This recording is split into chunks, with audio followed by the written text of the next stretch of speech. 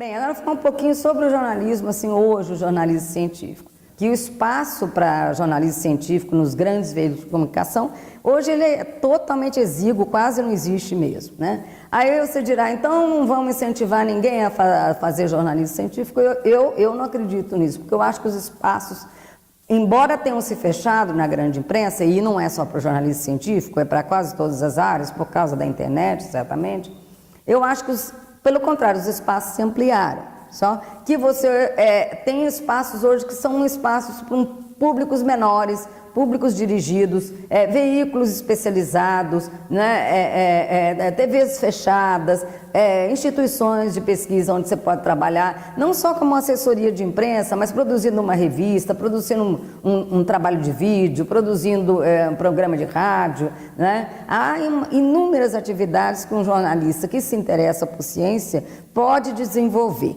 né? Aqui mesmo no Acre, né, eu escutei um estudante falando, mas depois a SBPC está provocando uma produção muito grande de matérias essa semana, que a reunião anual está acontecendo aqui.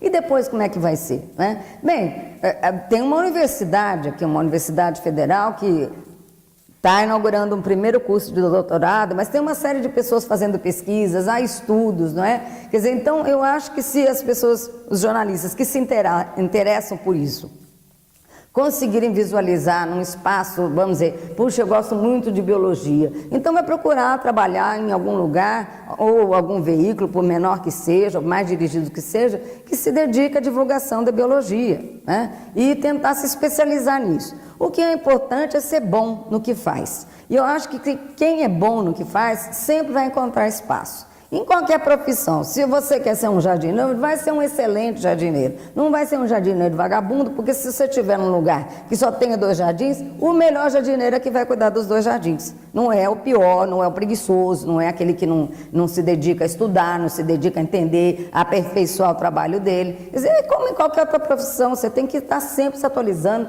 sempre se aperfeiçoando. Claro que o ideal é você também falar inglês, né? Porque a ciência é toda atividade hoje está internacionalizada, mas a ciência sobretudo, né? Então, você até para poder acompanhar as novidades do mundo científico, é preferível que você fale inglês. Por exemplo, você está numa cidade qualquer, tem um evento internacional, chega um cientista estrangeiro, você se fala inglês, é certamente a pessoa que vai ser deslocada para trabalhar lá. É um diferencial necessário hoje, já não é mais um diferencial, na verdade é uma necessidade. Antigamente eu pensava, para que eu vou falar inglês? Não tem essa de para que vai falar. É a mesma coisa você aprender a trabalhar no computador, tem que trabalhar, né? Há um tempo atrás, quando começou esse negócio de computador, as pessoas davam aula de como trabalhar com computador. Hoje em dia não, hoje em dia o moleque já nasce sabendo mexer em computador. É a mesma coisa o inglês, tem que daqui para frente, tá no ensino fundamental, já tem que estar começando a falar, né? Se daqui 1 século, 2 séculos a língua for chinês, tudo bem, aí tem que aprender o chinês. É uma questão de você participar do mundo e das atualidades em ciência, né? No caso da divulgação científica, né? Tem algumas matérias que a gente escreve que de fato marcam a vida da gente, né? Eu não sei se tem uma matéria só que eu escrevi que eu diria que foi inesquecível, porque às vezes as matérias tocam a gente por motivos diferentes. Por exemplo, pode ter uma matéria que eu gostei mais e não necessariamente foi a que causou mais impacto, né? Ao mesmo tempo, existem outras que causam muito impacto e talvez para mim não tenha sido tão importante assim, né? Mas tem uma que eu escrevi, é engraçado que ela não é uma matéria assim, ela era até meio banal, mas a maneira que essa pessoa falou comigo me fez perceber uma coisa que eu passei a usar isso, inclusive depois, não só no meu trabalho, como eu passei a usar isso muito no ensino do jornalismo científico, que é a questão da analogia com alguma coisa que a pessoa entende, né? Então, quando eu fui fazer aquele curso nos Estados Unidos, que era um curso de especialização em atividades espaciais, eu tive a oportunidade de entrevistar um astronauta, o nome dele é Byron Lichtenberg, e eu não me lembro até o que ele fez, mas ele voou no ônibus espacial. Então, eu o entrevistei e ele começou a me explicar como é que era a sensação que a pessoa sentia quando o astronauta, quando o ônibus, o foguete decolava, né?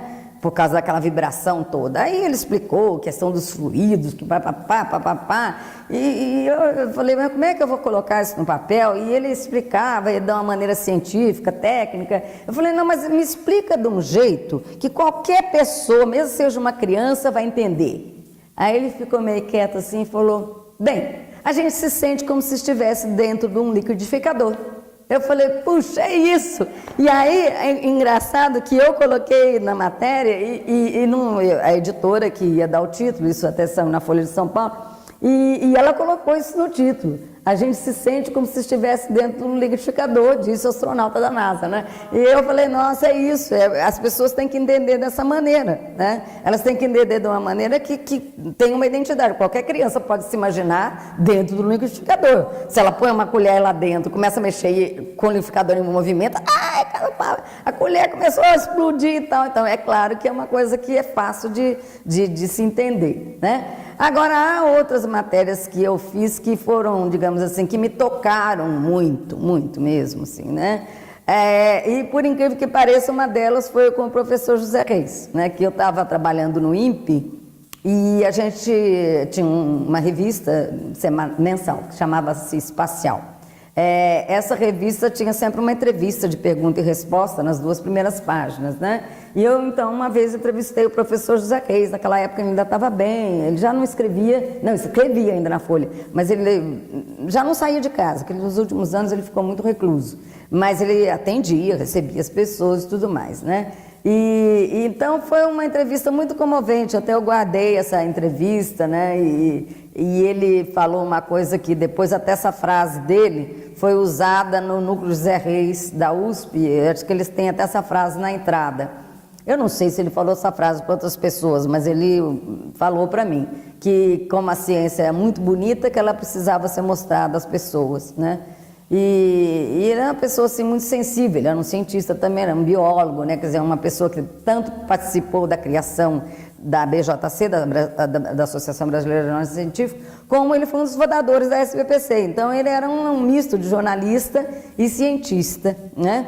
Mas, então, são essas matérias, assim, que tocaram mais, né? E que eu acho, assim, que... uma coisa assim que eu acho interessante, que não é muito o assunto, às vezes, o assunto, é claro, tem que ser cativante, tem que ser notícia e tudo mais, mas é a maneira como ela é colocada que faz as pessoas lerem ou não. Da mesma maneira que o professor, ele só é querido, ele só ensina bem quando ele está falando com o coração. Se ele não transmite dessa maneira, é muito difícil as pessoas aprenderem, né? Porque elas têm que se identificar com o professor, têm que se identificar com a que a pessoa fala. Assim como ela tem que se identificar com o que ela lê, né? Então, eu acho que é a questão do que a gente escrever e o que a gente gosta mais de escrever é uma coisa que sensibilize as pessoas. E isso é verdade para a ciência também, para qualquer assunto, e para a ciência também. E eu acho que no jornalismo também tem muito isso, no jornalismo científico. Você tem que transmitir alguma coisa que tanto faça a pessoa aprender, né? Como também ela sonhar com aquilo ali, puxa, que legal, nossa, essa planta é assim assado, que bonito isso, que coisa legal, né? Faz, como diz o Zé Reis, tem um sentido de beleza naquilo, mas ao mesmo tempo aprender com aquilo também.